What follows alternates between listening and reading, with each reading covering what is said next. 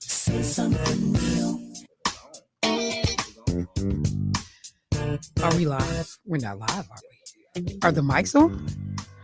Hey, we got to get this communication down. We can't keep starting the show like this. I mean, bruh. I said, Michelle, are you you come in ready? here with your bedazzled jewelry on and stuff, and you you know, you're so busy trying to look fly. I didn't start wearing this cross until I started doing this. I mean, you little studs in, like this in the morning. You know, like look here, fam. So if you wasn't trying to be all extra, you know, when extra, you said and cute, if I'm you ready just as I'm gonna be. I said, Michelle, are you ready? Yep. Folks gotta like come in. And you holler out. Like when people come by the house and you got your house coat on. Like I wasn't expecting no company. You got to let me know. Sunday, my mother-in-law came by. You know how you just sit there because you don't want to be rude? But it's like, okay. Granddaddy used to say, y'all better have some. You really don't want them to have none? You weren't trying to offer up no food? Better have some. But you ain't looking at them. You ain't smiling, you know. You just being polite because that's where you was raised, you know. And my mother-in-law don't come and ring the bell. We always know it's her because she come up the stairs and she knock on the window. Boom, boom, boom, boom, boom, boom. There go your mama. She don't use the bell.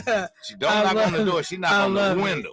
I love it. Hope you're not listening, mother-in-law, but you do. You knock on the window.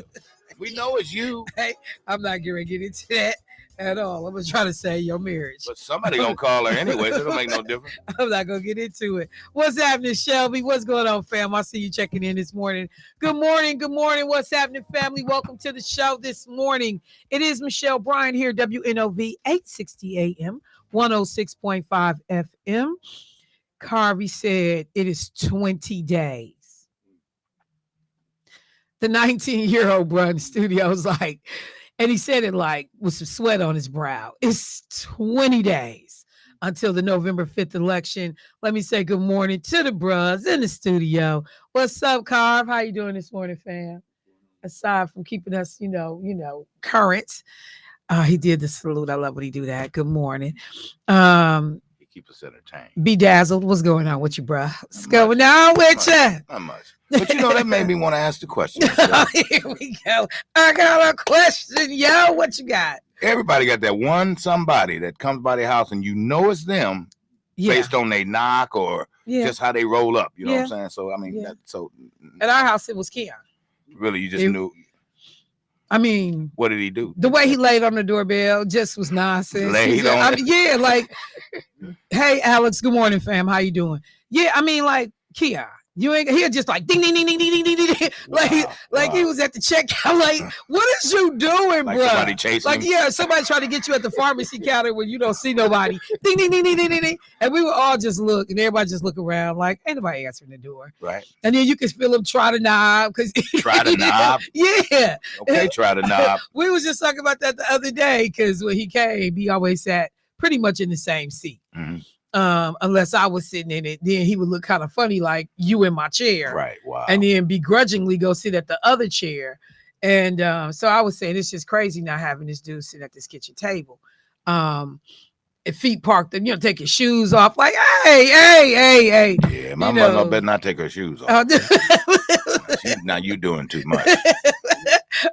She's from down there, It's from down there. Mississippi. Back up in there. So what you saying, fam?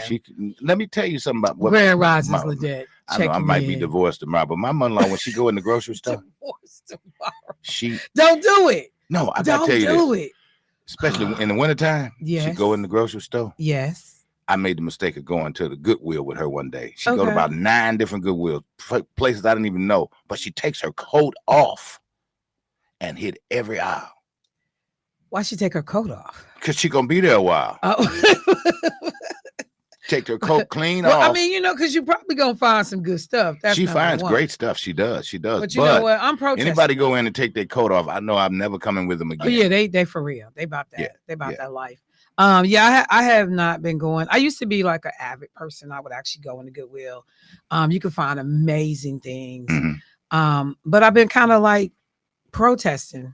The Goodwill? Yeah, I've been kind of protesting. Um, a lot of these stores, like when they used to have that Salvation Army store over off of 76 in Brown Deer, Hmm. um, they used to have furniture in there, so people could go in there and get really nice furniture that had come from like Steinhoffel's, Ashley's, different places. Hmm. So all of a sudden that store was gone. And then a lot of the Goodwills in the city, there is no furniture in those Goodwills. I've talked about this before on the show, and it just seems like it's more junk at the Goodwills in the city. Is that So due to donations though? no, Donations I dried think up? it's about where stuff gets sent, quite Okay, so they're frankly. sending it to the Walker And I'm Shaws thinking that, yeah, that stuff is going to the Waukesha's, the Brookfields, or whatever. And so you see, like our people now, they got to traipse all over the county, Mhm. going to a Goodwill. And so, and while some people will say, well, yeah, but if you live in Menominee Falls, they got a different kind of donations coming through Minority Falls. I'm like, y'all gonna stop acting like everybody in Milwaukee is broke. I know the stuff I donate Mhm. is really good stuff. And so I'm like, where my stuff end up at? Because it's designer stuff in my stuff. Mhm. But I know and understand the mission of Goodwill, so I don't mind supporting. Um, so that was one thing. And then on another, point, some of them prices, they started charging like they was in Boston store. Yeah, I was like, I've seen that too. this Goodwill. Why am I paying $9-10 for a pair of pants? Y'all Like, y'all crazy. no investment like that. Yeah, no, need to put a it's 99% markup on so it. I'm like, if I'm doing this, I might as well go to the regular stuff. Say what? What you got, Carvey? What is it? Oh, yeah, over I'm Fort going here. Tom? Yeah. St. Vincent de Paul. We're in downtown. What side of town? But still, it's Greenfield. That's what I'm saying. Oh, Look Oklahoma, how far over there, off of Oklahoma over there. Yeah. Yeah, but Highway look how 100 far in you going Oklahoma. out. Yeah, that's what Highway I'm 100 in saying. Oklahoma, yeah. Look how far you got to go out. People always got to go out. They way. Whenever somebody said where you drop it off is not where it stays. Yeah, I'm pretty sure. I am absolutely pretty sure. What is this? If we're speaking of American TV, I wasn't. Let me see. But anyway, so yes, I be on my little I'm like, man, that's all right. I ain't gotta go to Goodwill. I just shop for real. You're just an activist. You will protest anything and anybody. Now, because you're if it Goodwill, if it impacts my community differently, okay, then we need to say something. I was just checking. I'm trying to figure out, because at first, if you tell me Goodwill doesn't do furniture at all anymore, then fine. But if I can't find furniture anymore in the Goodwills in the city, but then you venture, and I go to Menominee Falls, and I go here, and I go here, and then there's furniture. So what are we doing? That's an issue. Yeah. So, and I'm just saying, like I tell people all the time, pay attention. So have you reached out to the president of No, I ain't got time for Goodwill organization? Nah. Spoke to these issues? Nah. For our community? No, I think you should do it. I can't do it all. I done brought it to y'all attention. Now y'all need to do the rest. So somebody else that's woke needs to do it. I just want to say thank you. I want to thank you. I just want to say thank you. All right. This is going to be an interesting show. Number of things to get to for sure. But I wanted to circle back, follow up. The question had come up yesterday about voting rights for people with a previous felony conviction. Somebody said, we took my parents' clothes and shoes to the House of Peace. I don't agree with Goodwill's practices. Look, see, evidently I'm not the only woke person up in this camp. There we go. You know what? I have never gone to the House of Peace to donate anything. Maybe I should do that. Okay, I'll do that. I can do that. And then it was a little thrift store up here off of 91st. And I don't know who they had in there, but I was going in there and like, they started pricing their stuff like ridiculous. I'm like, what's going on up in here? So yeah, I can't do it. I just rather find somebody to give my stuff to and give it away. Okay. But I had said that I would talk. I wanted to follow up. Question was brought up yesterday. Oh no, wait, let me stop. Moving too fast. Let me stop. Two things. Number one, I meant to say it on the air yesterday and I forgot. Let me slow down. And good morning to the Buckley babies down in Racine. Let me say what's up to y'all. Good morning to my young listeners on their way to school here in the city. What's up, family? Appreciate y'all. Okay. So I meant to say this yesterday. Many of us know a brother in the city by the name of Montreal Kane. Um, I had received word yesterday or the day before, I received a copy of a flyer that Montreal Kane and his wife were going to be holding a celebration of life service for their daughter, Melody. And I was trying to figure it out like, wait, what? Because I knew that Montreal's wife and I knew that they were expecting, a child. I did not realize that their child had been stillborn. And so this baby, beautiful little girl, um, there was a service for her yesterday. And a number of people, were there. They know this couple. These are good, solid people. Um, I know Montreal better than I know his wife, but there is not a single thing that I call him to do that he does not figure out a way to do it, even when he has two and three things going at the same time. He is somebody that is always talking inspirationally, motivationally, how we succeed as a community. And I was glad to see that people in the community showed up for he and his wife and his family. So I wanted to publicly just acknowledge the passing of his daughter and just let him know that there are tons of people in the community that love and support him and his family. And, a little piece of our hearts broke when we understood that Melody did not make it. So I just needed to slow down for a second and make sure that I acknowledged the passing of this little girl. All right. All right. There was one other thing too, and I need to just check and see if there was an update. There was a little boy that was reported missing in Brown Deer last night.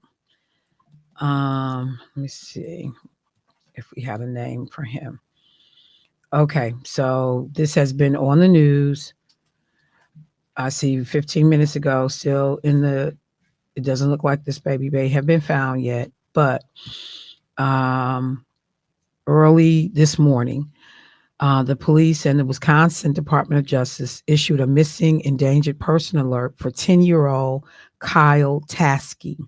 Kyle was last seen in Brown Deer in the area of North 64th Street and Brown Deer Road around 9:50 p.m. last night.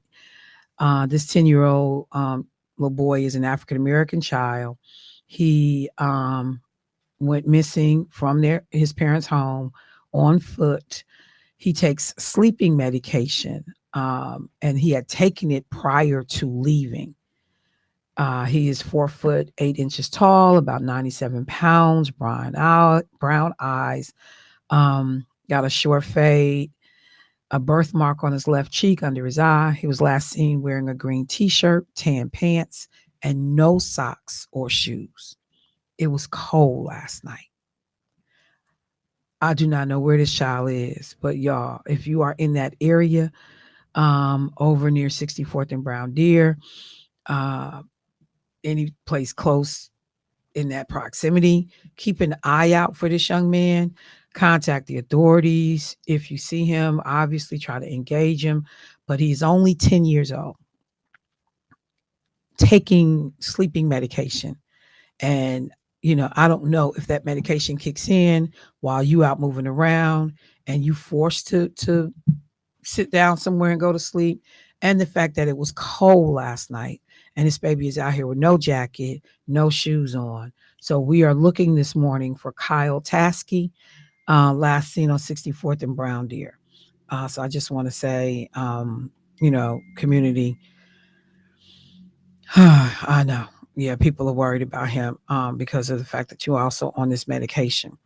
Um, so keep this child and this family uplifted in prayer, but more importantly, or in addition, keep your eyes open. If you got some time and you're in the area, you got a few extra minutes, drive around, see if you see this young brother, 10 years old, green shirt, tan pants, most likely wearing no shoes, according to his family. Okay. With that being said, a couple of quick things. So the call came in yesterday about whether or not, or could we just take a second and talk about voting rights for a person who has a felony or who has been caught up in the justice system. So, a couple of quick things that I want to make sure that we say. Number one, you are allowed to vote in Wisconsin. You can register and vote if a court hasn't taken away your right to vote because you are incompetent. That's one thing. Okay. So, because that wasn't somebody else's like a felony the only reason you could lose your right to vote. No, you could also lose your right to vote because of being declared mentally incompetent at that point in time. So that's something to be conscientious of as well. But you can be allowed to vote in Wisconsin if you are not currently in jail or prison or on probation, parole, or extended supervision for a felony or for any treason or bribery conviction. And that was the part that I wanted to be able to pull out in this conversation, is that I have to always be reminded that there is a carve out that treason and bribery convictions can cause you to be ineligible to vote. So if a person says I was convicted of a misdemeanor, can I vote? If you've been convicted of a misdemeanor, except again, a misdemeanor for treason or bribery, you do not lose your right to vote. So you can have a misdemeanor, but if that misdemeanor is for treason or bribery, that can make you lose your right to vote. And like a lot of people, this flies under the radar for us. This means that you can vote even if you're in jail or in prison or on paper, but if it's for a misdemeanor. So you can be on paper, but as long as you're on paper for a misdemeanor, you still can vote. So when we tell people you just got to be off paper, that's not fully accurate. If you are on paper, and I didn't know, some people's like, you can be on paper for a misdemeanor. You can. So I just want people to understand that yes, you can vote on paper if you're on paper for a misdemeanor. All right. So just so we clear, you can vote even if you're in jail or in prison and on paper, as long as it is for a misdemeanor, except that misdemeanor can't be for bribery or for treason. I don't even know what the bribery piece is about. That's just way too much. But anyway, another question. I was convicted of a felony. Can I vote? If you have been convicted of a felony, again, for anything other than treason or bribery, you can vote after you have finished your sentence and are off paper. Okay. If you're not sure if you're off paper, talk to your PO, former PO, make sure everything is good. But if you got that felony conviction, with the exception of treason or bribery, you can vote as soon as you're off paper. All you got to do, make sure with your PO that we good to go. Do I have to get a pardon or permission from the government to vote once I'm off paper for my felony? You do not. Because we talked about that yesterday. Like, do they give you some kind of certification, some paperwork? You do get something saying that you have met all of your obligations in terms of being on paper, but you don't have to go and get anything in particular. Like, you don't have to get a pardon to get your voting rights back in Wisconsin. Your voting rights are automatically restored as soon as you complete that felony sentence and are off paper. So you don't have to do anything special to be able to go vote. Here's the one that a lot of people talk about. Man, it's cold in this studio. I've been charged with a felony, but I haven't been convicted yet. Can I vote? If you have been charged with a felony but not yet convicted, you can still vote. A lot of people are becoming much more aware of that. If you've been charged with a felony but not convicted yet, you can still vote. If you've been convicted of a felony but you haven't been sentenced yet, you cannot vote because the conviction has happened at this point. And I had this question come up to me the other day when I was sending out some text messages on behalf of the NAACP, and somebody wanted to know, my son is awaiting sentencing for a felony. Can he still vote? And I was like, so he's convicted? She was like, yep, he's awaiting sentencing. Then he cannot vote because at this point now you do have the felony conviction. I am in jail. Can I vote? It depends. If you're in jail for a misdemeanor, or if you're in jail because you're waiting for your trial but haven't been convicted yet, again, yep, you can vote. If you're in jail and you've already been convicted of the felony, remember again, you cannot. Persons who are in jail and are eligible to vote can apply to vote absentee by mail. So you could actually work with folks in the facility to say, I need to be able to get and request an absentee ballot. And you can vote absentee by mail if you are incarcerated and, waiting to go through the process.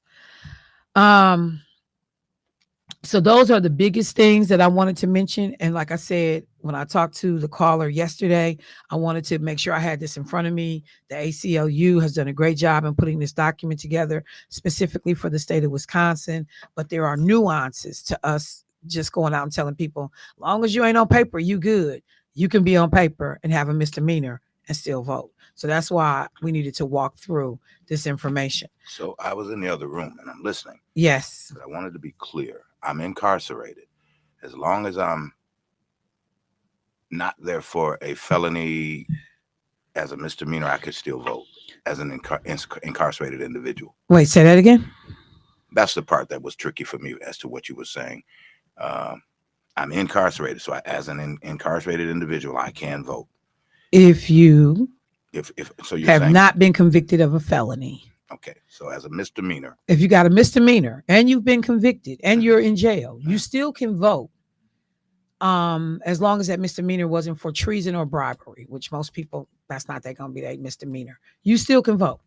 So once I hit the street, misdemeanor, but I'm on paper and I have not completed my paper. You still can vote. I still can vote. Okay. Yeah, you can vote. As long as it's a misdemeanor.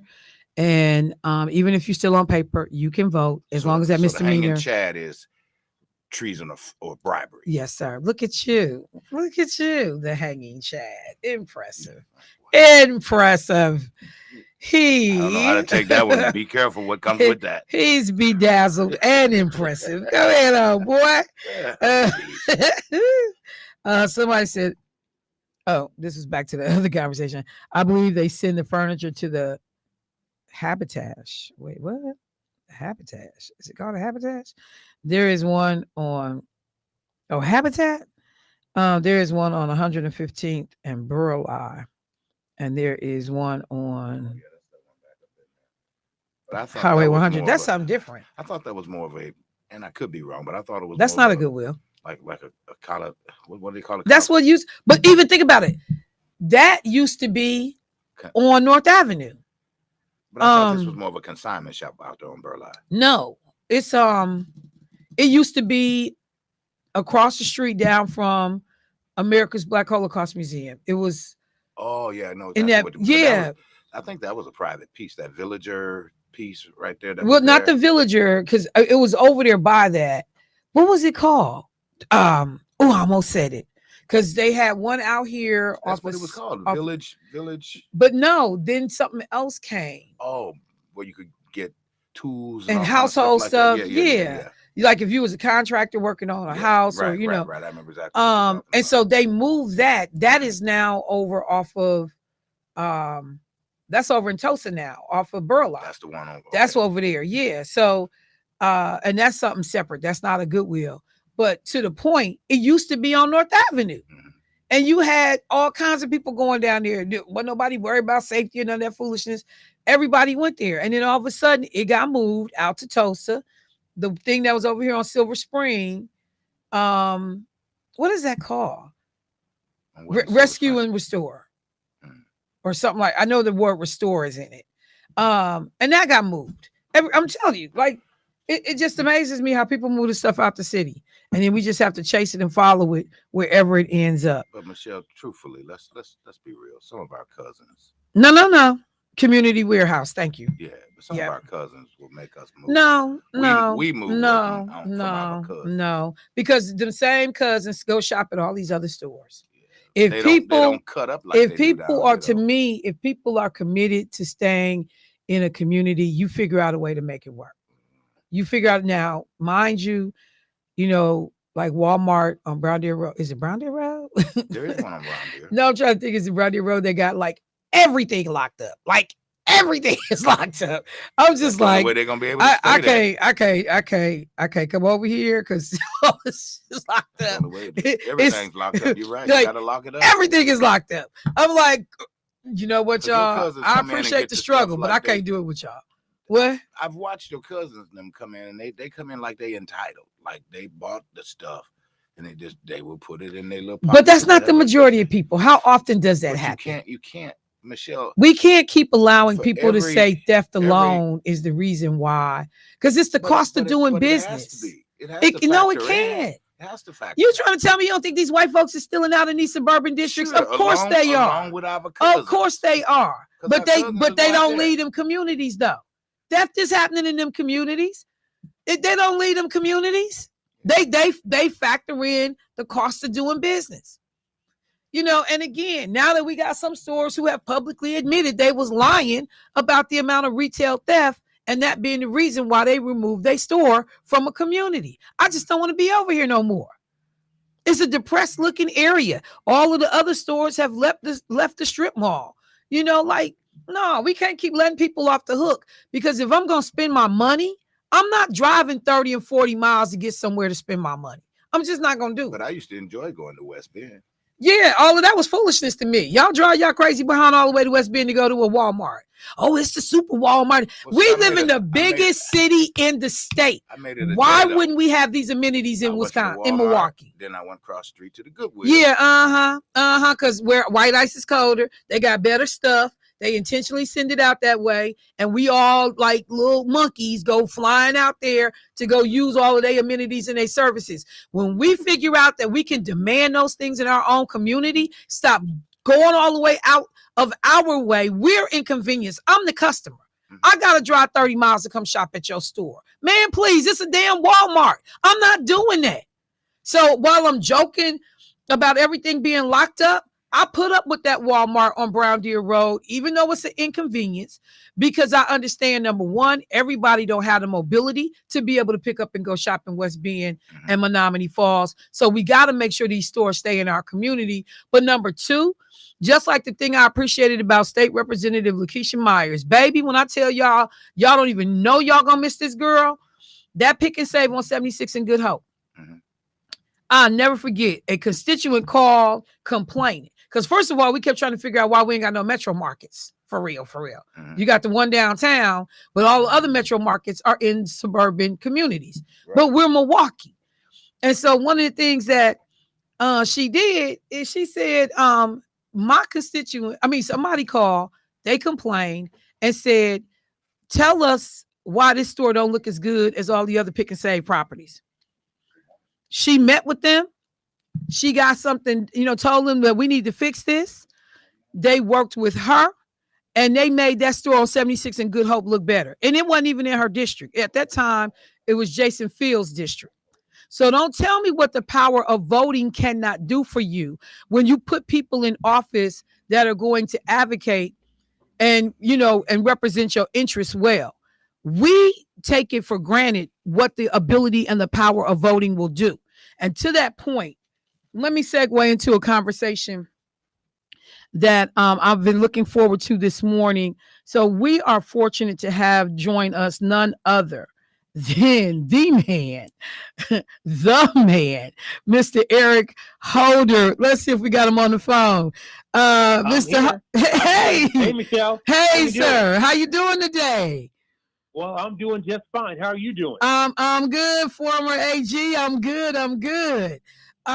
You are out talking to folks, helping people understand the significance and the power of the vote.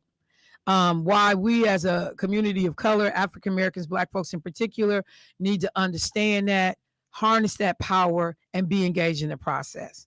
I was given a very basic and rudimentary example before you joined us on the line. But as you are out talking to people, Eric, what is it that you are saying that we need to understand as a community right now?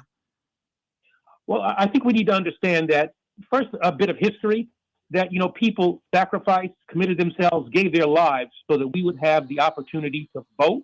And so I think it means an awful lot for every Black person to get to the polls and make sure that they cast a vote and then make a vote that's going to matter. And if you look at what Kamala Harris says that she's going to do for our community, the choice is not close. I mean, Donald Trump is a guy who started the whole birther thing, racist birther thing with President Obama, called for the execution of the Central Park Five, refused to rent to Black tenants. And you compare that to what Kamala says that she wants to do, this opportunity agenda that she's come up with for Black men to have, small business loans, 1 million small business loans, championing education, training, mentorship programs that help Black men get good jobs, a health initiative that's focused on Black men, and then coming up with ways in which you get Black men involved in this new burgeoning legal marijuana business. So the contrasts are great. The obligation to vote is there. There's a debt that has to be repaid to those who came before us. And so I'm just hoping as I get around that I'm energizing our community so that we can make sure that we are a critical part of this election, a critical community. And I want everybody to make sure that we shape the democracy that we want to have. So if I could just for a second, because one of the knocks that has consistently come up is the whole piece about her time as Attorney General in the state of California. And like literally, we had a Black man on CNN the other night from Milwaukee who said, her career in law enforcement, given the history of, in his opinion, unjust treatment of African Americans in the judicial system, is problematic. As somebody who is the former U.S. Attorney General for these United States, somebody, with a storied law career of your own, what do you say as a African-American man in law enforcement who was the U.S. Attorney General? What do you say for people that are that's a problem for them, that she is a former district attorney? Well, I've known Kamala for probably 20, 25 years at this point. And what people need to understand is that she's always tried to use the power that she had as a prosecutor to treat people fairly, treat people with dignity, and to protect people within the African American community. Now, everybody who comes in contact with the criminal justice system should be treated fairly, should be treated equitably. And I think she's worked for that. She was a part of a program that we put together called Smart on Crime, which was to try to reduce the number of people who came into contact with the system, but then who made sure that they were treated fairly. But we also have to remember that Black folks are disproportionately the victims of crime. And that's a part of the equation that does not get discussed as much. And so she was also trying to protect members of our community from those who would do them harm in a variety of ways. And I think she did so in a way that was fair, that was measured, and treated people with great respect. So one other thing that has caught a lot of attention in the last 24 hours or so is that you have made some predictions about how you think things will go in 20 days. You care to take a second and just talk about that? Yeah, I think that there's no question that Kamala Harris is going to win the popular vote, and I think by a very substantial margin. The question is what's going to happen in the Electoral College, and that's why Wisconsin is so important, one of 7 battleground states, because of our crazy Electoral College system It's not just a nationwide vote. Like, if you're running for class president or president of the PTA, whoever gets the most votes wins. In the United States, you can get more votes for president and still lose the election if you don't do well in a variety of states. In Wisconsin, you are one of those 7 states that really matters, and that's why everybody in our community has got to get out there, got to vote, and try to make sure that a really wonderfully trained, really dedicated African-American woman becomes president of the United States, as opposed to a person who has shown by his record, by his language, and just by his being that he doesn't care about the African-American community. One last question, because I know that time is critical and you all are doing, just amazing work in the last stretch of this campaign. But one of the things that also has kind of rubbed me the wrong way is, and there have been some folks who said it kind of comedically, but there have been some folks, who are trying to draw this line in terms of Donald Trump's appeal to Black men. And Eddie Griffin, in a very, Lord have mercy, I got to delete all his stuff from my catalog. He talked about, the things that we potentially have in Trump as Black people, Black men with Donald Trump. 3 baby mamas was the vulgar way this was put. Felony convictions, X, Y, and Z, on and on and on. And I'm sitting here going, that's not representative of the brothers that I know. And as Black men, why would you want anybody to lump you in or characterize you that way? Just as a brother looking at this whole thing. And I guess I'm also interested, Attorney General Holder, about, the thing that when we're talking about the gender divide and them saying that about 40% of men are maybe with Kamala on a national level, that we may have a gender issue, that people may not be ready to see a woman be president, and that when you start talking minority men, that number is even higher. Can you just speak to that as somebody who has, like you said, you've worked with Kamala over the years, but you've worked with amazing women over the course of your career? That whole piece about, is a woman tough enough to be president of the United States and play on a world stage? What do you say to brothers that have those concerns? That you shouldn't have those concerns. That when it comes to this particular Black woman, that being Kamala Harris, she's tough enough. She's got some passion at the same time.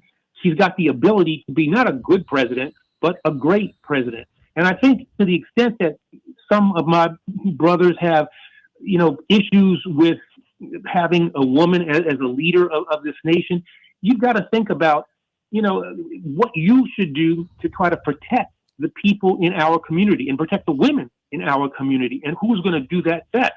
Is it going to be Kamala Harris, or is it going to be Donald Trump? Yeah, she's certainly going to be tough enough. And she has shown herself to be tough, but also to be fair.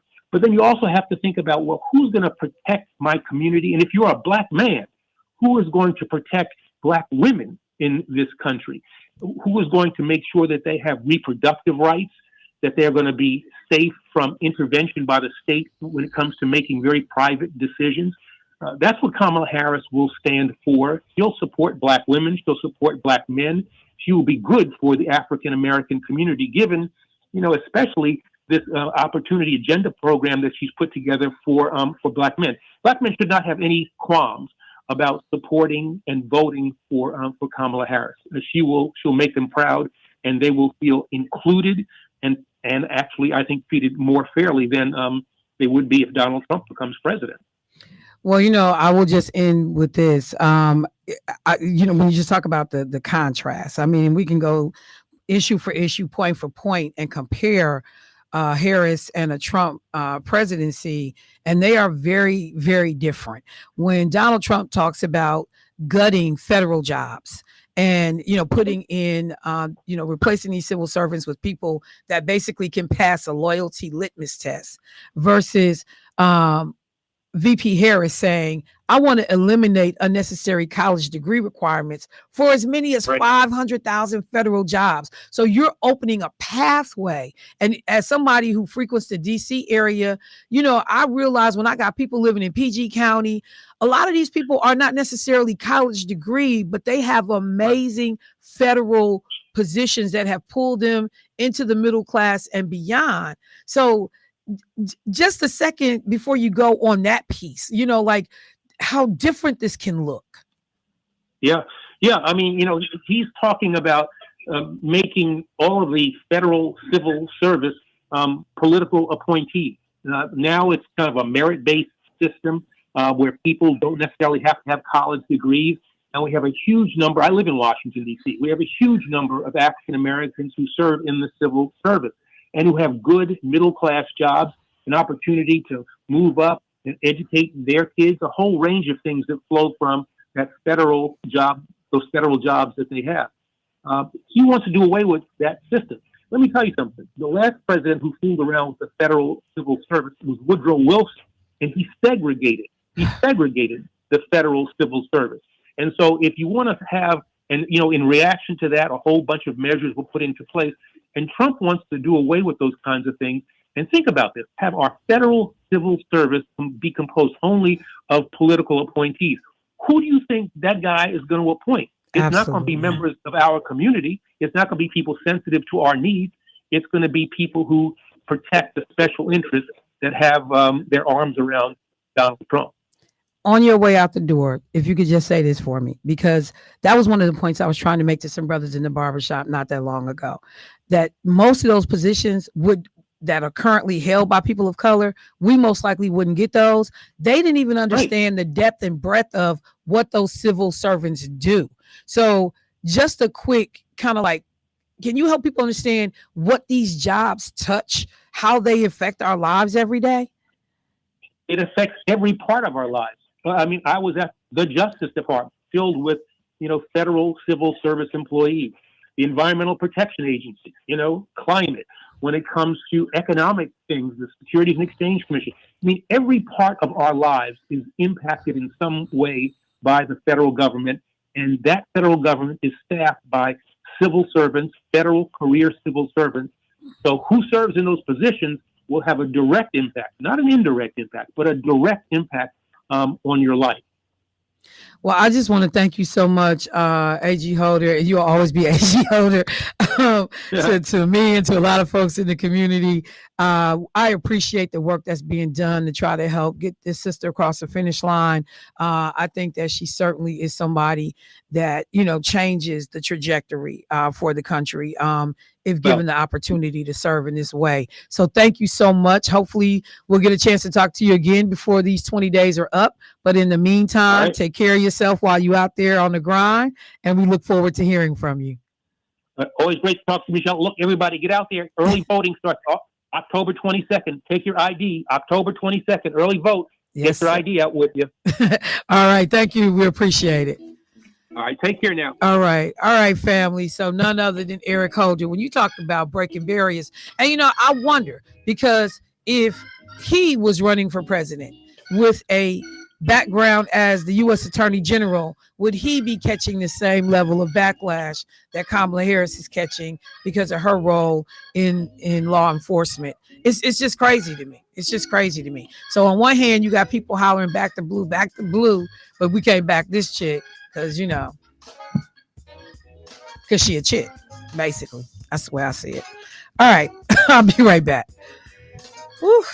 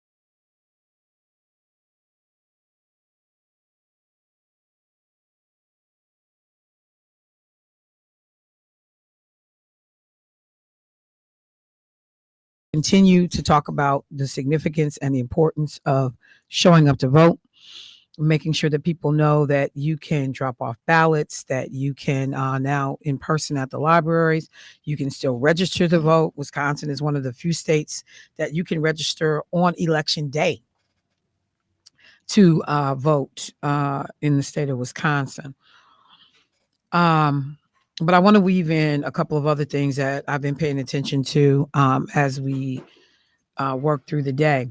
So, number one, a lot of us have seen what's been going on at the park and rides in relationship to people that are unhoused, um, who have parked their vehicles there to be able to sleep, to be able. Oh, wait, hold on. Somebody saying that dummy saying, I love the blacks. I love black men. Oh, yeah. Talking about Donald Trump's. I got to play that. Debo, can you find that clip of Trump saying, I love black men. I love the blacks. So stupid. Oh, my God. It's so stupid. Thank you. Because I've been meaning that I was going to play that. Thank you. I forgot about that. But the folks that are unhoused and they have been looking for someplace safe to go. I've talked before about seeing people sleeping in alleys, in the vans with their families. You know, I had an individual that worked on a campaign that I was on who slept under a tree. He and his son in sleeping bags. Literally, the tree had low-hanging branches that went all the way down to the ground, so it was hard to see up underneath that tree. And he and his son, in the heat, in the cold of November, sleeping on the ground under this tree. The housing situation for a number of people is serious. What did I talk about the other day? A couple of weekends ago, on my way to a meeting, I passed what I now understand is deemed Tent City, not far off of 13th and Valete. And I see all these, pop-up tents out there. And I'm like, I thought it was a school activity. And like, silly girl, these people are homeless. So we know we have an issue. Excuse me. The Wisconsin Department of Transportation, I'm taking this from a story that's in the Milwaukee Journal Sentinel today. DOT for the state is ordering people that are staying in tents and camper vans at the I-43, I-94, and Holt Avenue parking ride lot to vacate by October 21st. In a press release Monday, the department announced it is closing the Holt Avenue parking lot to the public indefinitely, including commuters. The Northeast College Avenue lot and a portion of the Southwest College Avenue lot will close soon after, the department said. DOT officials said the decision was driven by a 42% increase in the number of emergency calls between July 1 and September 30th this year in comparison to last year. During those 3 months, there were 275 calls for service to these lots, including reports of theft, shots fired, drug overdoses, according to what they said in their press release. And they've said that we've worked closely, to connect these individuals with resources, get them relocated to safer situations. They don't take it lightly. They understand, what is being done. But that they have to recognize the importance of doing what's right for the safety of people in the parking rides, traveling public, and nearby communities. So it says, after years of decline in the homeless population, encampments have become an increasing issue in the greater Milwaukee area in recent years. In 2022, Milwaukee County was recognized by the U.S. Department of HUD as the county with the lowest count of unsheltered homeless people per capita. However, the count of unsheltered individuals in Milwaukee rose to a new high of 275 last year, as was reported by WPR. Local agencies counted 4,861 people experiencing homelessness across Wisconsin, including people without shelter and those staying at emergency shelters. So then they talked about like the different services, what's available, but that the park and ride lots These folks have been told to leave before. People have come back. So I think they said like the last time a major sweep happened was ahead of the Republican National Convention. And people at the lot on College Avenue said they were told by DOT and the Milwaukee County Sheriff's Office that they had to leave. In the 4 months that one guy that they interviewed for the story, Wonka Reynolds, who lived in the parking lot, he hasn't experienced the safety concerns described by DOT. But these folks that are saying that they are staying there, they like, we don't have nowhere else to go. Like, this is pretty much what we got going on. So I don't know where these people end up being pushed to. I don't know what is the best way to deal with it, but I know that they're going to end up somewhere. So one of the things that elected officials are looking at, in terms of these closures, we know that the sheriff, Danita Ball, is saying, look, I have to enforce the law. We got to be able to make sure that this stuff stays safe. There are some people that have been having tents on the side of our highways and empty lots. Those folks can be charged with a misdemeanor, imprisoned up to 30 days in jail, and receive a $10 fine. Thank God the fine is not crazy high. But where do they go, y'all? Like, what ends up happening at the end of the day with these people? Hang on one second. Assume you talked about the Walmart closing. What Walmart is there another Walmart closing? For the person who sent this to me, let me know what you're talking about, because I don't know about another Walmart closing. Hold on. Oh, Lord have mercy. Jesus, let me see. Has anybody else heard about a Walmart closing? Let me see.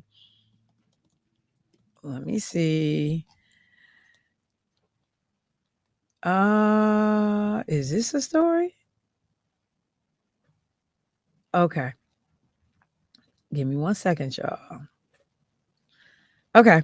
So I'm not familiar with the story. Let me know, and I will figure it out, because I haven't heard about another Walmart closing here in the city. So let me figure out which one and what's going on.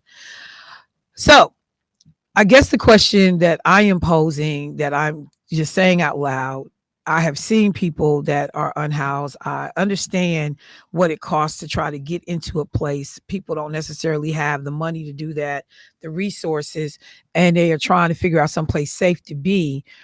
Do we as a city create something? I've talked in the past about in California, they've had lots that people are permitted to park at night, and then they have to leave in the morning, but just so that people are safe.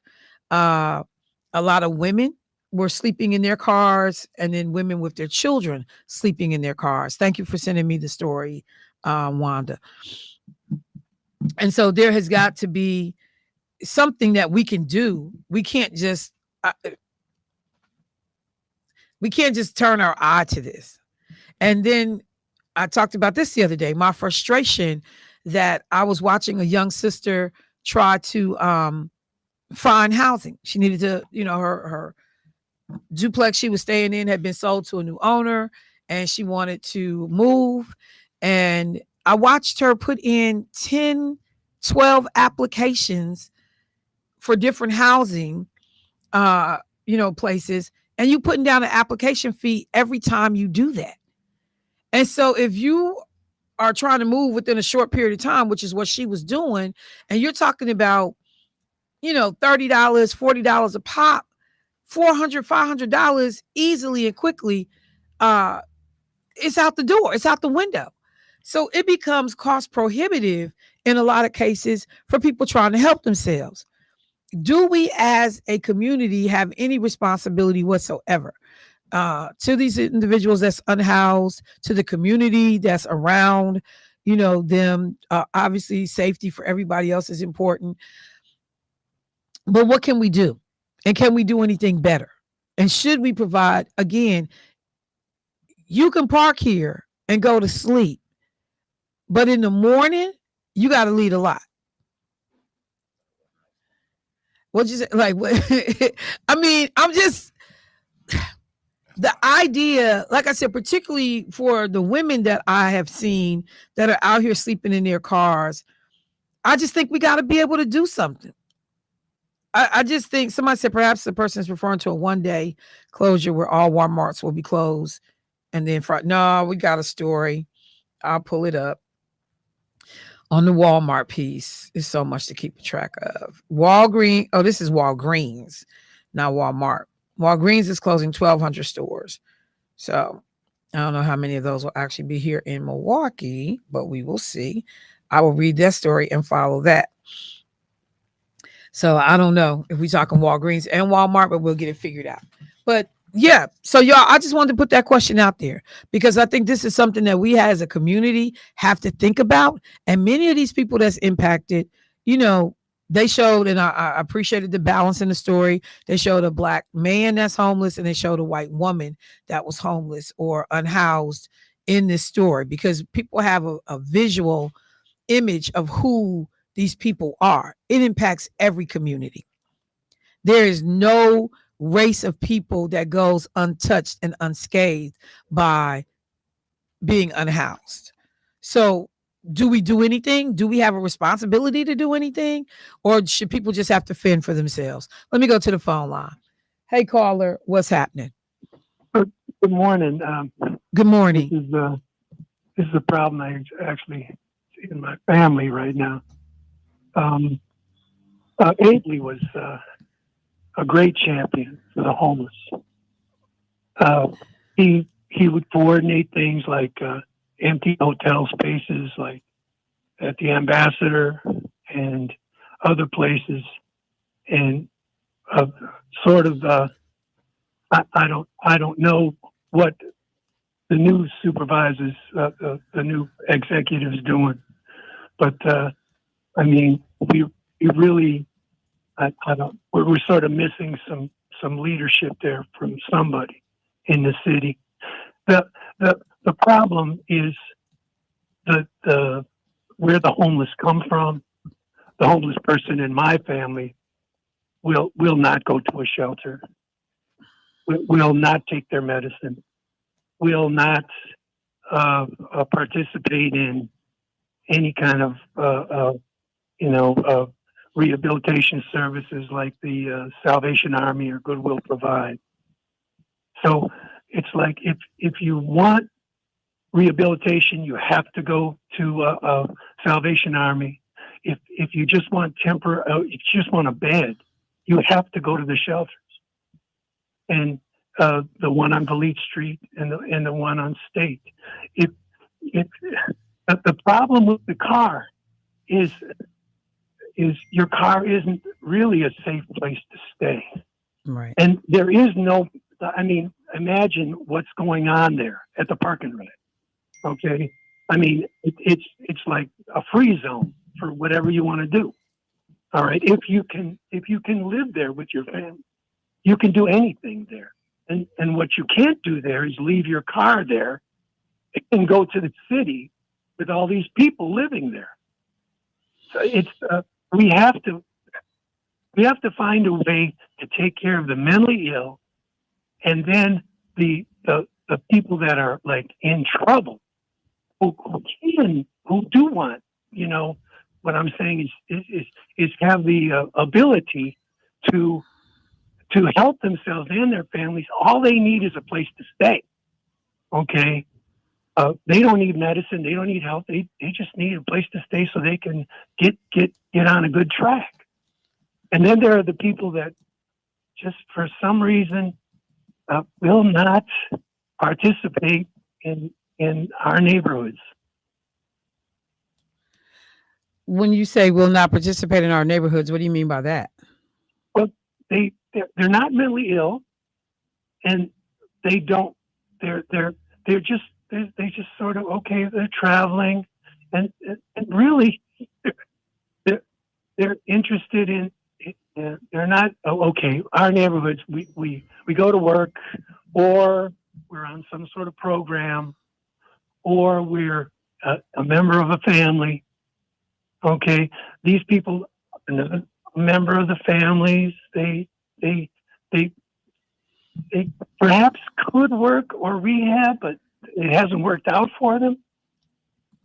But they Keith mentions people that just will not participate. Well, I think the one thing that we got to figure out, and thank you for the call, I really appreciate it. And I'll say a couple of things. First of all, when Chris Abley was doing a lot of the work, that former county executive Abley was doing a lot of work that he was doing, it was geared at what was deemed as the chronically homeless. And this was people that had been homeless for a certain amount of time. So I think that period of time might have been like a year.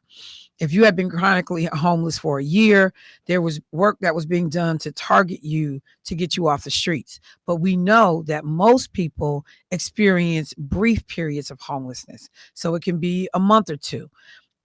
Somebody gets evicted and they're in between places until they can come up with the money, get a program to help them with some assistance to pay first month's down, last month's rent, down payment to get into a new place. The average person is not chronically homeless. That number, I think, was roughly around 100 people that the county had identified that they were chronically homeless.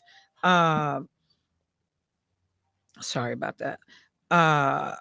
So we haven't successfully figured out what to do with the people that are going through, 2 or 3 months of homelessness, 6 months of being unhoused. We haven't really got that piece narrowed down.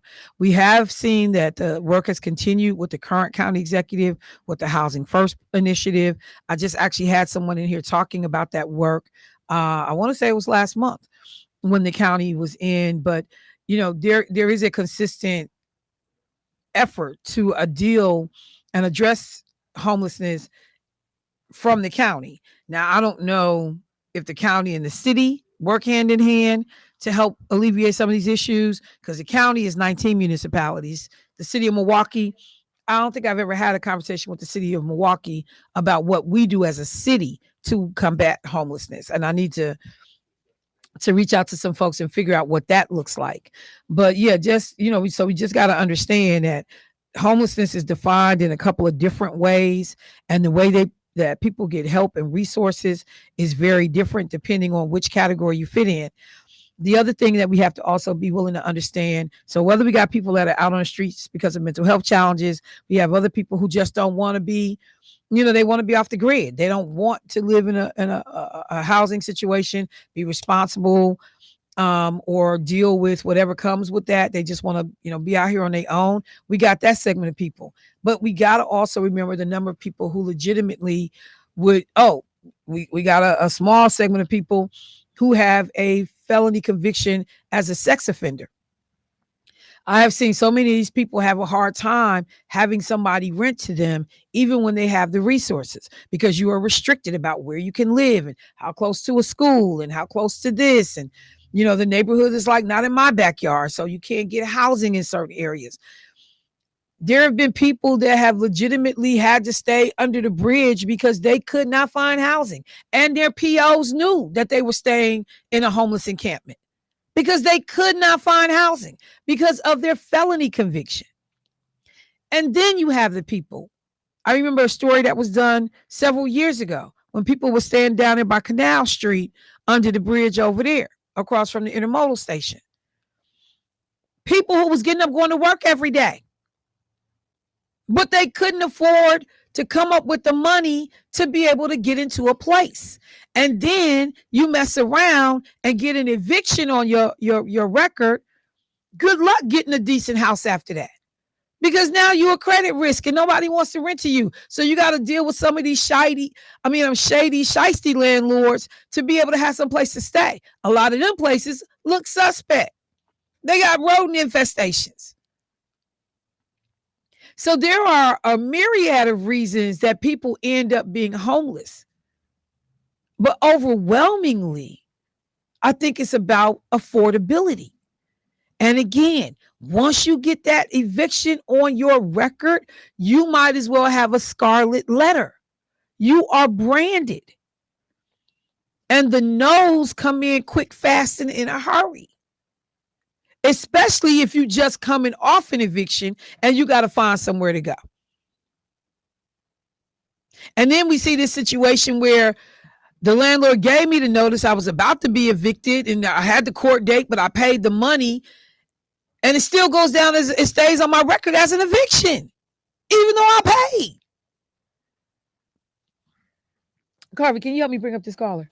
So just so we understand, there are a lot of reasons why people are out here in these streets like this. Let me go to the phone line. Hey, caller, what's happening? Hey, good morning, you guys. Good morning. Look here. I do a lot of outreach. Just personally, I do it. I deal with people. I talk to people. I try to help them with housing. And I noticed that a lot of them, like the rescue mission, I have a hookup with that. And I talk to the guys, or I talk to the women. They say, well, I really just don't want nobody over me. I don't want to be in a place with a lot of folk. And I said, well, the one thing about it is that you got a child.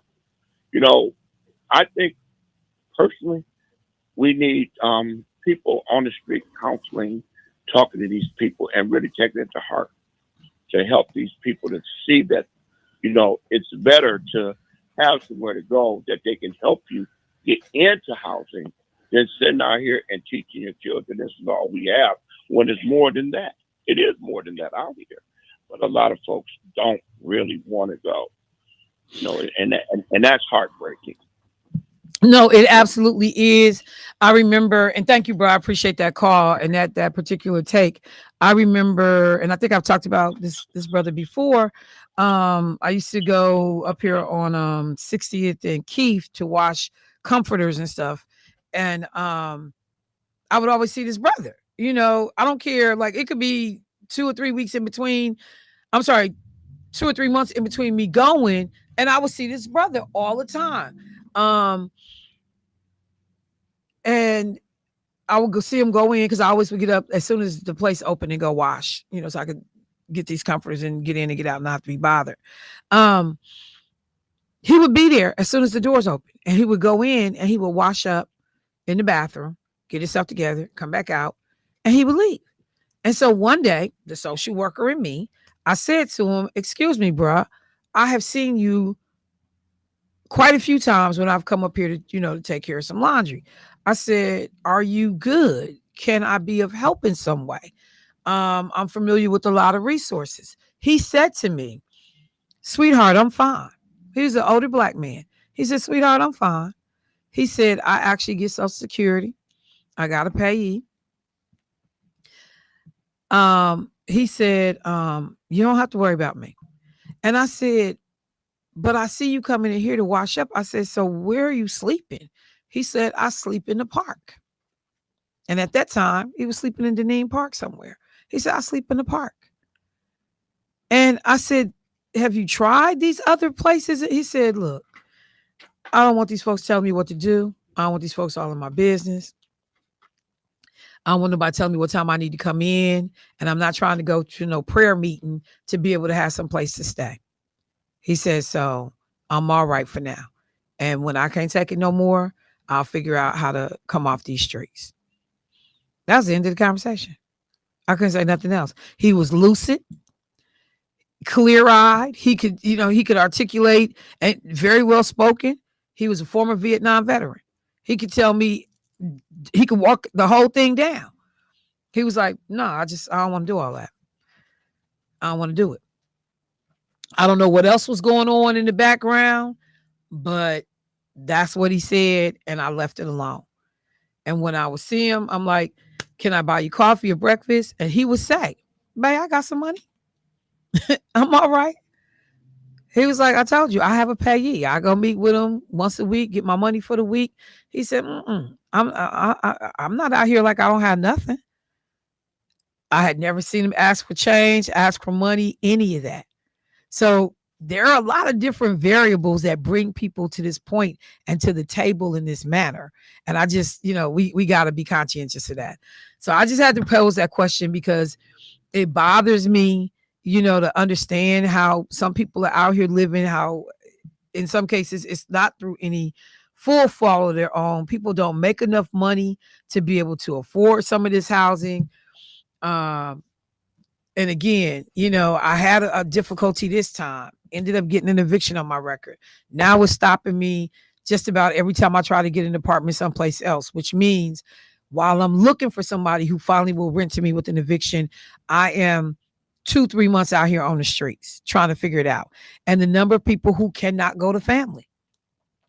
Family is at their limit. They are exhausted with people, or their family is just as unstable and like, no, I don't want to stay there. It's crazy stuff be going on at their house. If that was an option, I've had people say that. If that was an option, Michelle, I would have exercised that option. I'm not trying to go there. I'm not trying to have my children in that environment. It's some crazy stuff that go on. Let me go to the phone line. Hey, caller, what's happening? Hello? Hello. Yes, hello. How are you this morning? Good. How are you, sir? I wanted to give you some extra points for the story you just told. Okay. It's sort of similar to me without bragging. All right. If ever I see anybody, and I'm not even a racist on this, white people included, I see somebody looking like they really need some things, I always ask them. One incident I had, I was at Pick and Save on Capitol Drive 124. This dude was standing by the door asking for change. And this is what I usually do. What do you need? He said he needed to get his phone cut on. And I said, how much? $60. No, thank you. Because if I want to cut your phone on, as I've done many times, I can use my credit card and get your phone turned on right away if I want to do that. I was at Pick and Save on Green Bay and Silver Spring. Dude standing outside the door, asked for change. He said he needed bus fare. At Pick and Save, I went in the store to get him a bus fare. When I came out, he was gone. There's a couple of experiences. And you have a good day and more points to you. All right. Thank you so much. I appreciate it. I'll just say, a couple of things in response to that, because I think a lot of people that listen to the show, where I fall on the issue of people asking for money. Everybody that asks does not always have the best intention. You're going to get gamed. It's just the way it is. And it's not just homeless people that game the system. It's folks that go to work every day. They game. You steal a stapler. You steal, stuff from the job. It's people, take stuff all the time. It's wealthy people. They game the system. They embezzle money. They do stuff all the time. So that's human nature. That has nothing to do with your condition in terms of being homeless or begging for money. That's just human nature. There are some people, if I can figure out the window in to game the system, I will do that. We see it all the time. You think there are those? Because I've gotten to a point. I don't know if I guess I've hardened my heart towards these people. I guess, and it might be something I need to pray about. But I don't give them nothing now. I just don't. I used to give, and there are those that I think are just gaming the system and using the words that you just used. I think that they're out there. You see them. I've seen them out there look like they take shifts. Yeah, I mean, well, look, but I want to be Go clear about where else I was going with that. While I think that there are definitely those people that game the system, I also believe that there are lots of people out there because they really are in trouble. And a lot of times, if you look at people, you can see how dirty their fingernails are and how dirty their hands are. You can look at their clothes and tell that these people have most likely not changed clothes in a few days. Now, some people can say, yeah, they could throw on dirty clothes, but your hands and around your nail bed, that's a giveaway for me. And it's a giveaway for if you smoking crack, because you can see the burnt looking tips of their fingers, or that they haven't had access to take a bath and that kind of stuff. I continue to fall on the thing, on the place or the square, that it's a judgment call for me. I don't do it every time I'm asked, but I do it frequently. And I always think about if this prevents somebody from robbing somebody. Because if you get to a point that you out here trying to get money in this way, for whatever you doing, you need some money. For whatever purpose it is, you need some money. If this stops some older sister on the bus from getting jacked, if this stops somebody from being harmed, that's one aspect. But I don't know people's situation. And all I always think about is that I have had some moments in my life where I did not know where my next dollar was going to come from. I have been hungry before. I have worried about how to pay a bill before. And so while I never resorted to standing on the streets and begging people for money or asking people for help, I just understand what it can be like. And I know what it means to be someplace and don't have family. I live in this state right now. I'm not related to a single soul in this state. There is no go to your mama, she gone now. Go to here, go to here. I'm not related to anybody in this state. I am here for the purposes of familial bloodline by myself. But there are tons of people that step up for me every time. If I say I need anything, just listen to the listeners on this show. I'm sitting up here, snot bubbles, cold. Teresa Beeman coming up here with that orange, whatever that medication is, airborne. She bringing it every time. Somebody bringing me this, somebody bringing me that. There is a person that listens to this show who sends me $5 just about every month for my grandson. It is sitting out in that reception area when I come in for me to give to my grandson for no reason whatsoever. So I understand that people step up and show up for people. And, we'll just step up for the people that look a certain way, talk a certain way, do certain things. We got to be able to see the humanity in everybody. And so I don't ever want to become that person that I just hold my purse tight and just walk past you. And I laugh all the time because people be like, you don't know who you walking past either. Like, you don't. That whole, did you just walk past Jesus that moment? You don't know who you walking past. I'm just saying, it's the truth though. And I don't know. Did you walk past your blessing? I would rather word it that way than to say that was Jesus. I mean, either way, the point, the intent is the same. You just don't understand what it means. But I just tell anybody, if you have ever in your life been down on your luck, young man, and y'all, you should remember that. Y'all seen this guy. He used to dance outside of the fire station over there on Titonia and Locust. He used to be out there all the time. Okay. Yeah. So he started out as a district manager, when we first opened the cricket store on East Capitol. He was out there dancing and begging folks for money and so forth. And so I said to him, hey man, I got a bunch of boxes and stuff. We opened in the store, man. Come on, make you a few dollars that way. He wasn't interested. I watched him as ladies would go into the cable office to pay their bill. He would ask, hey moms, can I get some money from? Ooh, I'm trying to get me something to eat. So there was this one particular lady who went in the trunk of her car. He wasn't ready for this. One of them grandmamas, she went in the trunk of her car and come out with a bag of groceries, handed it to him. When she pulled off, you know what he did with him? He took them down in one of them red garbage cans and threw it away.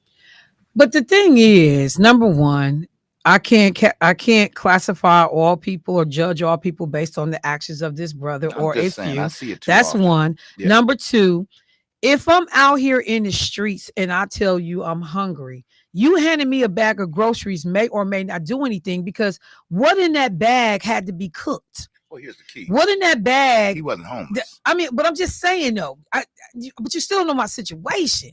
Like, is my gas on at home? Is my water on at home? Is my heat on at home? So just because, people do for people what they think they need, but I don't know. It's just like I think about all the time, like when we do these food giveaways and stuff, you give people a turkey and people like, and I know this is going to sound crazy. It's going to be people that get mad at me right now, but they ain't got no pan.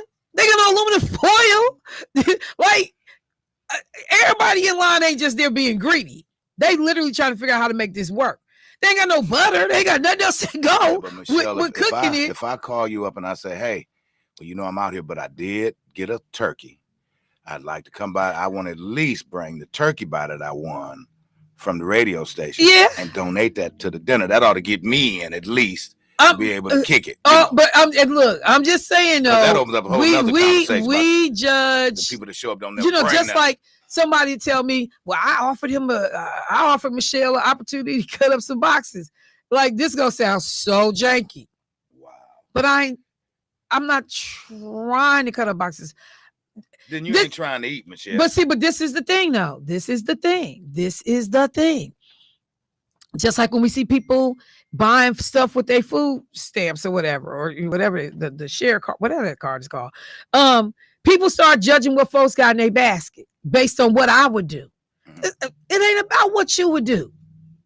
Now, I can hear people say, but what you asking me for my money, it's about what I would do. And I do appreciate that. But I may ask you, and I've said this before, I may ask you for some money for food. I really need money for tampons. I may ask you for some money for food. I really need money for toilet paper. So but it's easier to say food. Products, some personal products. Dude, everybody ain't gonna do that. I'm trying to buy a toothbrush and some toothpaste. I don't know, but food is the universal. It's the universal. And it's the easiest thing for most people to connect to. And I know there are people like, Michelle, you're just a bleeding heart and blah, blah, blah. All I'm saying is, having worked in social work, having seen people at their absolute lowest, understanding that I have had people that have sold a body to be able to eat and feed their children. Everybody is not hustling. Everybody is not gaming. And I hate to think that I walked by the person that really needed me in that moment. And I had it, because the other thing that I do, and Carlos, here I come, I know what kind of money I trick. I trick hella money. Yeah, you trick. You will trick. Do you said you would trick? I said you will trick off some money. I will bust your head. But I do. I was in Maxwell's the other day by myself. It cost me $30 to eat up in there by myself. So a pecan waffle, $12. Mm-hmm. No bacon, no eggs, just a pecan waffle at Maxfield's, whatever that place is called over there off Highway 100. $12. So I know what I do. I easily trick $100 eating in the streets every week. Easily. Because I ain't cooking, or I'm on the run, or I got to do this. It's not going to kill me to have somebody $3 or $4. This is true. It's just not. I think about what people blow at Potawatomi on lottery tickets. But I think, Michelle, what I was trying to do was give them motivation.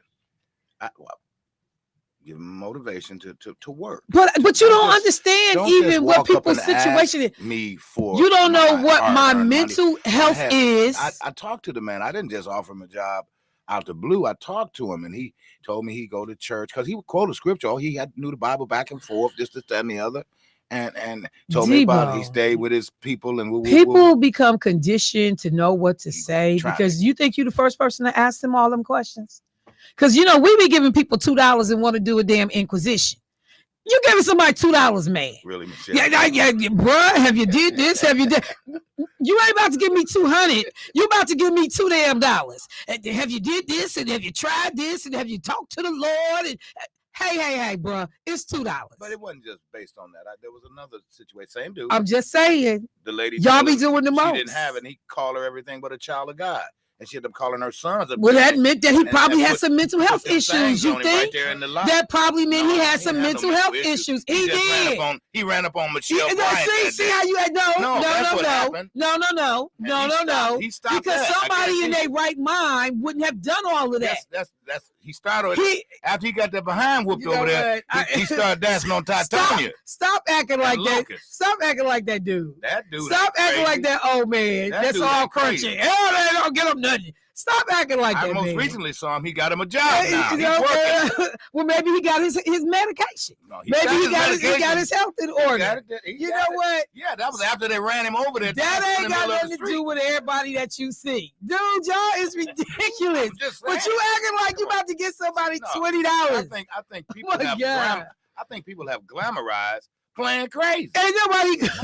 They have. People been playing crazy. This ain't new. But folks make it look sweet now. It been looking sweet. The folks that used to leave Chicago crazy. and come over here to get that extra check. People been gaming the system as long as you could game the system. People who sell these counterfeit Nike suits is gaming the system. You trying to talk about my suit? I ain't talking about your You suit. said something about You got on my the you got on the counterfeit suit? I don't know what it is. I can tell you if it's paid my counterfeit. money. I can look at the tag and tell you if it You ain't don't gonna look say at my tag. if it don't say made in Vietnam, made in Thailand. They all made in China. The fake ones don't say that. I'm telling you that right now. The fake Nike suits don't say that. But what that got to do with the Because I'm just saying. China? Because what I'm saying is everybody game. The people that selling fake Nike suits is gaming people. Okay. And they got people paying $50, $100, and this ain't no real Nike fit. I don't care what you tell. Everybody games. And I might have a few of those. So you done got game. So it wasn't the person. At least I got something for it. You didn't get the real stuff. That's okay. You got some bullshit. That's okay. what you got. Because I'm going to tell you right now. I tell people all the time. I know fake Nike when I see fake Nike. Hey, I know that people are being gamed. People, it is what you say, what? Just as warm. It is not. Oh, yeah. Let me help you out, bro. Hey, check my tag. Let me help you out, bro. And I'm not messing with you specifically. I'm just saying people game people all the time. So time. when you say specifically, that means you are talking about I said I'm not talking not to you solely. specifically. No. Yeah, okay. I'm not. I'm talking in generalities. We got some stuff we need to. See. Yeah. Okay. Probably get back to the show because we can do that all day. You the one started it. You did. She gave him groceries and he threw the groceries away. Because you gave me stuff I couldn't do nothing with, lady. You gave me a bag of rice. What am I doing with a bag of rice in here in these streets? To the family. It ain't no home. Go to the phone line. Wait, Michelle. Wait. Let me see if this is what you were talking about. Black men. I love black men. I love them. I love them. I have gone through the roof with black men. Black men. I love black men. Do y'all hear that? I love them. Do you Negroes who vote for Trump hear how he sound like y'all overseer? Through the roof. I love black slaves. I love them. I love black slaves. I get free black labor from the black slaves and the black men. I can use them as bucks to get me some more workers. I love black men. Y'all sorry. I'm coming, man. Let me go to the phone line. Hey, caller, what's happening? Jesus Christ. Hey, good morning, Michelle. Good morning. It's Andre. Hey, Andre. I love the conversation, and this is a conversation after my heart. But I'm careful of the word crazy. Yes. Because I was over at I won't say the name of the school the other day where my granddaughter attended, and a security guard referred to her to me as crazy. Mm. When I went to the principal, it prompted the director of safety from the school board, the assistant director, and the manager to all come. And we had to they were getting ready to reprimand this sister, 25 years old. But I gave her a good conversation and triggers and words that you can say to people that are going to things or have been going through things that you don't know about that can trigger something in them. And you might get a reaction from them that you don't expect or can't handle, or is that. What I will say about the giving thing, Devo is hard on it. I think a little bit. I understand because I've been that way. But I try to judge so that people don't judge me. And I know the times that people who get quests and don't get enough of it, maybe, as they're a week or two before it's time for their new quest to come, they are in need of. And they don't have food. And they're borrowing money or trying to borrow food from other people and things like that. And then you brought up, I think most importantly, the mental illness, mental wellness of it. When I just recently did the play Pieces, Voices in My Own Mind with Brenda Wesley, I played the character Anxiety. I had no idea what anxiety was until I had to study it, and then found out that I was dealing with it sometimes my own self. I've also been in situations in my life where I've been places where I didn't have enough money for something. and I didn't have no change in the car. But somebody in line said, hey, I got that. And then oftentimes, because of who I am in the city, people will buy me something. They'll pay for my lunch or my groceries. It has happened for that. But if I look like some of the people that are on the street in need, I'm not sure that I would get that same response. And I think that if you're going to give, give. Because when you give, you get to when you give. But if you're going to give, give. But if you're not going to give, we should soften up on our opinion about it, because we just may never know what the real reason is. I got a friend who worked in corporate America in Phoenix right now, sleeping on concrete with boxes. And I don't understand it, because he's so smart and he had such a salary. And I keep thinking, is he on drugs, whatever? I try to judge it, but I leave that alone and I just pray for him, because that's the best that I could do. But if I'm a give, and I try not to have an opinion, because there's a lot more people, Devo, sleeping on the street during the daytime now than there ever been since they closed that hospital down up there. All right. So thanks. Thank you, Dre. I appreciate the comment. And let me just say, I got a text message from somebody inbox from somebody on Facebook, and they said, I know a gentleman that has a master's degree. However, just wanted to use drugs, and a lot of places prohibit drug use. So he chooses to use drugs instead of being housed. I got to say this. A lot of people who use drugs, at some point, it's no longer about it being a choice. Addiction is called addiction for a reason. And whether that addiction shows up in the way of food, addiction shows up in the way of bad relationships, addiction shows up in the way of, and you can have addictions to all kinds of things, to eating addictions. People that, are addicted to working out to the point that they harm themselves. Like, addiction is real. But I always remember all of the education that I ever received regarding people taking drugs and folks that did, particularly crack. And they talked about that first contact of really smoking crack. The addiction rate was so high that the majority of people who did it one time was addicted immediately afterwards. And then you kept chasing the high. Think about what we say when we say somebody chooses. I'd rather smoke and be out here in these streets all crazy than have a house. I have people who have lost their children in child welfare because of drug issues. And I would talk to foster parents, because I used to train them to receive these children, and foster parents would be sitting up in judgment talking about, I don't know how nobody can't stop and get their life together to keep from losing their kids, because addiction is more powerful than potentially you trying to figure out how to do what you got to do to get life back on track to keep your children. Addiction is come on. If you don't know anything about it, I encourage you to get educated on it. Addiction ain't no joke.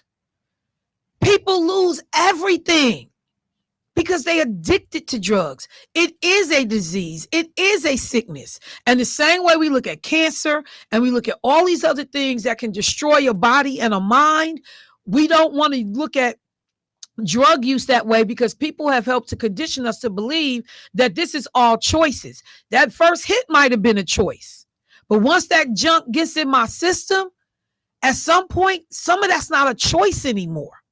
And if I don't get the help and the resources that I need to get me off of this, they use drugs in some case to get you off drugs. They use them to wean you off. So I'm just saying, y'all, we got to understand a little bit more and give people a little bit more grace than we do. Let me do this, because I had an interview that we need to get played.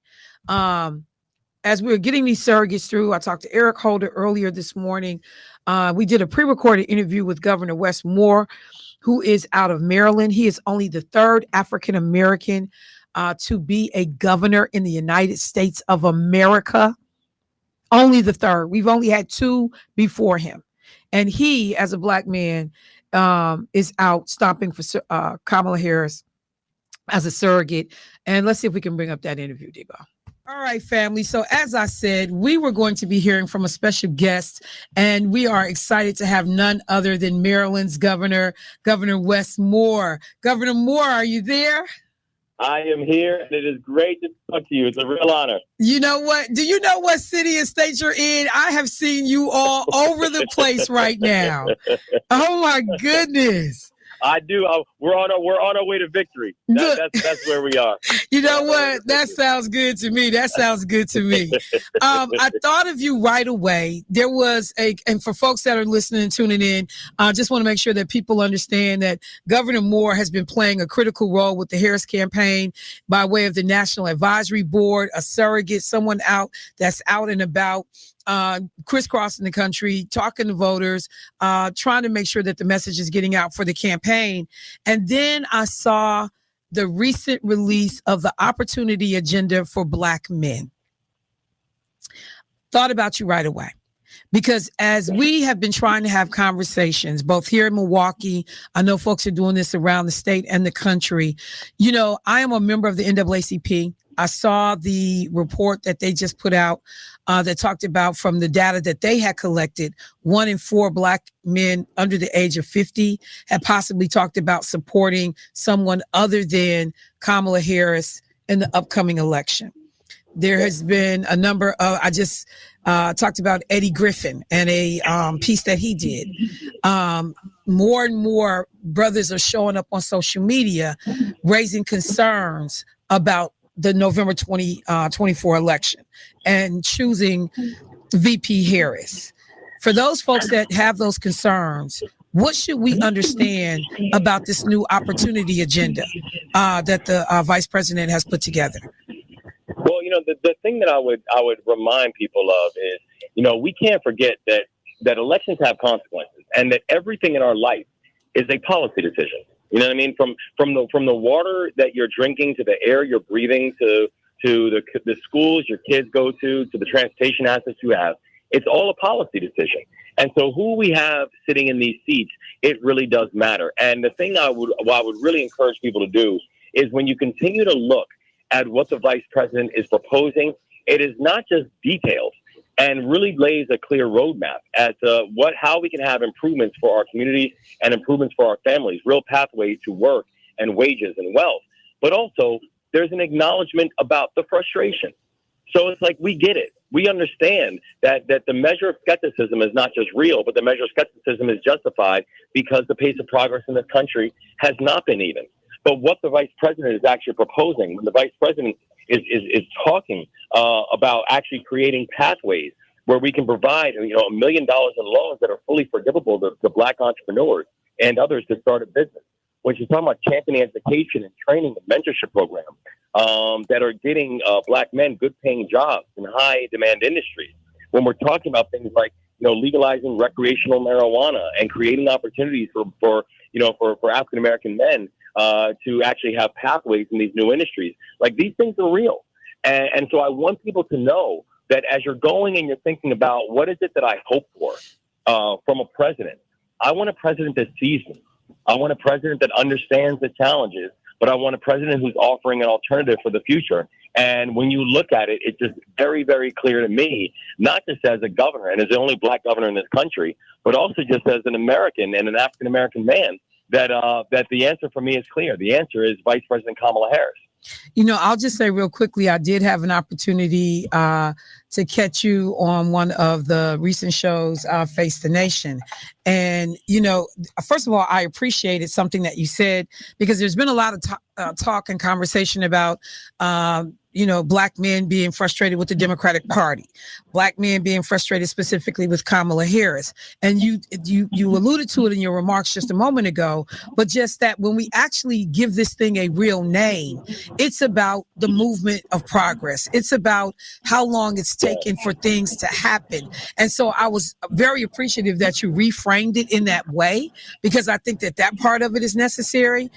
But for those folks who are saying, well, is this pandering? Is this a day late, $1 short? What do you say to that? It's not pandering, it's policy. It's policies that matter. And I applaud the vice president for being able to actually add a name and add detailed policies to things that oftentimes are nuanced. When we it takes a real deal of not just political courage but thoughtfulness to say that the issues that have hindered and harmed the African American community, and particularly African American men, they were not surface. They were detailed. And so the only way you're going to deal with that is actually having detailed policies that are actually able to create real economic pathways for African American men. So this is not pandering. This is policy.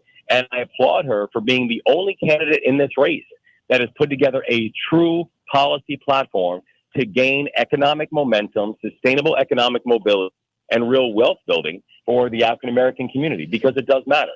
One of the things that I appreciated when I had an opportunity to kind of briefly go through what was being proposed, the idea that there would be targeted work done to address health equity.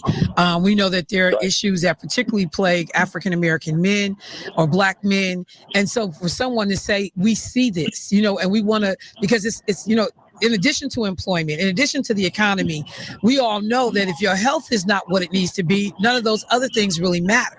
And so I appreciated that aspect of it as well. The last thing I'll say, because like I said, I know that time was of the essence here, but for the, brothers who have said that they have felt frustrated, the ability to be able to buy a home, to start a business. We know that there were dollars being set aside to talk about, spurring Black entrepreneurship. But, how do we combat that progress is and has been slow, and asking people to continue to stay the course, because we will get there? How do we do that? Well, and first, by the way, I tell you, I'm really glad you brought up health, because, one of the aspects of this, and I'm a big believer that health is wealth. Right. Without health, you don't get wealth. And part of this proposal is actually launching a national health equity initiative that's focused on things like sickle cell and diabetes and mental health and prostate cancer, and things that have a disproportionate impact on African American men. But the thing I would also, and I love that you brought up this point about the measure of frustration that people have, because it is real. And to everybody out there, particularly for the brothers out there, I tell you, listen, I'm standing there as the 63rd governor of the state of Maryland and the first Black governor in the history of our state. And I still have a healthy degree of skepticism that sits with me every day, because I know our history. I know the history of our states. I know the history of our country, and I know the history has been uneven. But what I try to do is, I try to let that skepticism be my companion, but not my captor. Like, my skepticism is not going to allow me to opt out. My skepticism is not going to allow me to disengage. My skepticism is going to allow me to understand, yes, there are challenges, but A, we cannot deny the progress that has been made, and B, we cannot forget about the promise that the vice president is making and the promise that she is offering to be able to create real opportunities, not just for us, but for our kids. So I would say, even for those who are coming up right now and who are coming up with families or hope to have families in the future, I would just say this, that the vote that you will make, it's not just for you. It's for those who will come after you. It's having a president who sees you. It does matter in all this. Well, I'm going to just tell you, first of all, we need a T-shirt that says, my skepticism, my companion, not my captor. I need that on a T-shirt. I mean, that is an incredible way to look at this, because as I have done everything I can to tell people why you have to stay engaged. If you, I was saying to somebody the other day, so if you were drowning, would you stop trying to swim? Would you just let it go and sink to the bottom? And they were like, of course not. I said, you got to look at politics the same way. You got to keep the fight. So thank you so much for everything that you're doing, Governor Moore. I know that these 21 days are going to be grueling. The schedule is crazy. We appreciate you making time for us here in Wisconsin. And hopefully we'll get a chance to chop it up again before this is all over. Absolutely. I was there recently. I'm going to be back. And I can't wait to see you. We look forward to it. Thank you so much. All right. God bless, man. Yes, sir. All right, family. Let me take a quick break up. All right, family. I'm back. We just want to thank Devo for his masterful segue back from the interview, just masterful, just so skilled. That's why we start the show crazy every day. Is my mic on? Is my mic on? Mike's on. So, thank Debo. So yes, folks, that was Governor Wes Moore, only the third African American individual to be a governor in these United States. Again, Doug Wilder. DeVale Patrick. Yes, Duval. DeVale. It's not DeVale. His name is not DeVale. But I was trying to think. We were trying to think of who the other two were. Other two governors. So you will hear surrogates throughout the course of these remaining few weeks of the election. Today, from what I understand, I am going to have U.S. Congresswoman Barbara Lee on the show, as well as U.S. Senator, I think Tammy Baldwin is today too. But you all, this is a great opportunity to hear from people, to send me text messages, questions. If I can take calls, I will. Don't sleep on these opportunities to be engaged. And nobody can ever say, unlike 2016, when we were severely neglected, Kamala Harris will be back in Wisconsin on Thursday. This has got to be trip number 10. These people are not playing. I'm going to take my leave of absence for right now, turn the show over, or the program over, to Keith Pierce, get out of his way. Yes, my leave of absence. I'm going to exit. You promise? That's why you got on a fake Nike suit. Bye. Really, Michelle? I'm just saying. I don't know what to do with you. I don't know whether to. Never mind. I can't say what I want to say. But let me do this, Michelle. Can I do this? Yes.